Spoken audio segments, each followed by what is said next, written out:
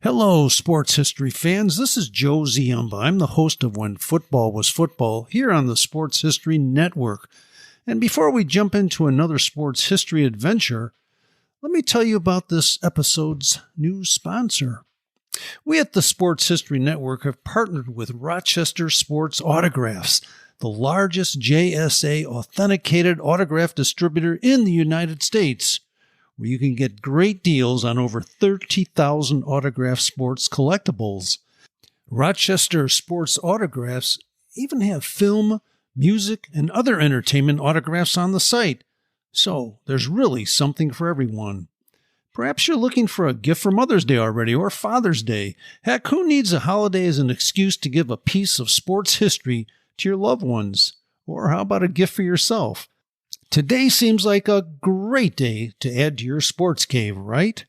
But how is RSA able to offer such great deals on JSA authentication, you ask?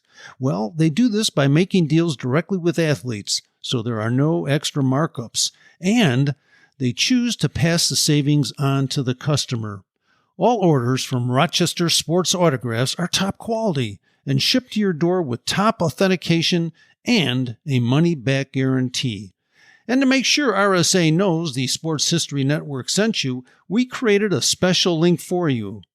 All you have to do is head to the following: shoprsa.com/SHN. That's shoprsa.com/SHN to get your piece of sports history today.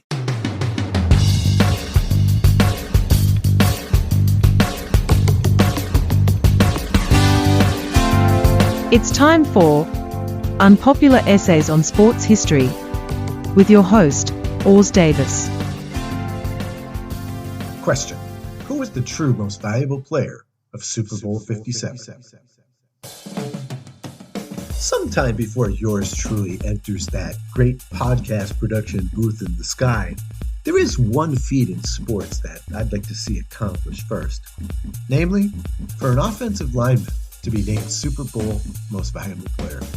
Unfortunately, as Super Bowl LVII quickly retreats in the collective metaphorical rearview mirror, it seems as though this dream will never come to fruition. Because if what left tackle Orlando Brown did for his NFL champion Kansas City Chiefs wasn't enough to take the MVP award, one wonders what would be. Tangentially speaking, the simultaneous appreciation and discounting of offensive line play among football cognoscenti is bizarre. The left tackle in particular can be recognized as the literal most valuable player on his offense. Think Trent Williams, Tyron Smith, yet go completely unmentioned in pregame hype or postgame highlights. Many may find it difficult to compare the contributions of an offensive lineman to those of the so-called skill position players due to the lack of statistics generated by the lineman. Well, here are some stats for you.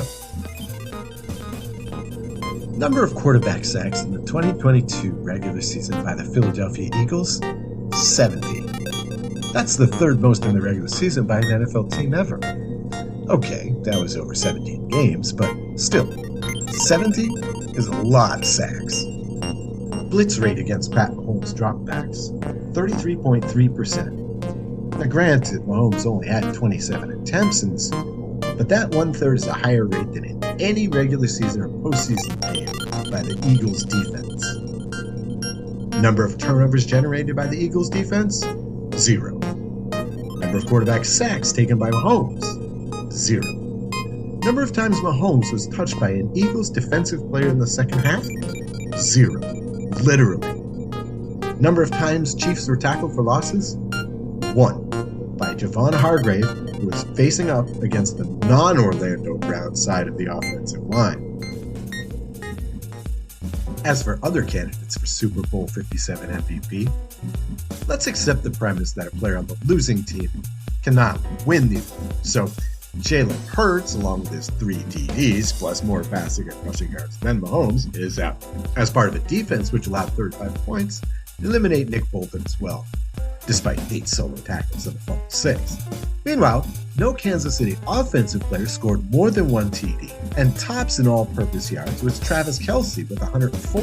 As for Mahomes, his 21 of 27 for 182 yards make for great stats. In the 1970s, Mahomes' numbers were the weakest for a Super Bowl MVP since Tom Brady's 16 of 27 for 145 against the St. Louis Rams in 2001. The clincher for Brady over, say, Ty Law or Adam Vinatieri was the final scoring drive. Same goes for Mahomes. Fair enough, but Orlando Brown would have been the far more scintillating choice for Super Bowl 57 MVP. Dream is still alive, though fading.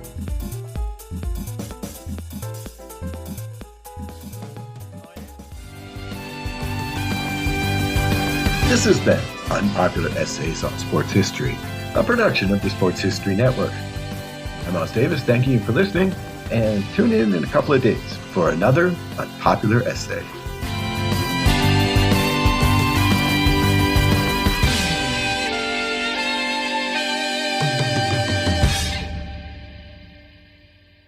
Hi, this is Joe Ziemba, the host of When Football Was Football, here on the Sports History Network. I'm very pleased to announce that I will be partnering with the Sports History Network to give away 2 copies of my latest book called Bears vs. Cardinals, the NFL's Oldest Rivalry. To enter, just head over to the following link, sportshistorynetwork.com/giveaways. We hope you'll enjoy the numerous stories in the book, which is largely based on the newly released Dutch Sterneman collection at the Pro Football Hall of Fame. Dutch was the co-owner of the early Chicago Bears with George Halas and kept correspondence, financial records, and scouting reports, which now allow us to peek into the management of an NFL club during the first few years of the league's existence. Along the way, we'll meet unusual gridiron characters from years gone by, including a quarterback who could throw the ball farther behind his back than he could throwing it forward, a Bears lineman who was such a good tavern fighter that he decided to enter the boxing universe, and a Cardinals halfback who gave up the NFL rushing title by deciding to not show up for his team's final game of the season. And can we forget the time the Al Capone mob interrupted a Bears-Cardinals game? The new book was fun to research, and I hope you will enter our free contest today. Once the winners are selected, we'll be in touch regarding shipping as well as to inscribe the book personally for you. This might make a perfect gift for Mother's or Father's Day, or simply add it to your own personal collection. Once again, enter by visiting sportshistorynetwork.com/giveaways. Thank you and good luck.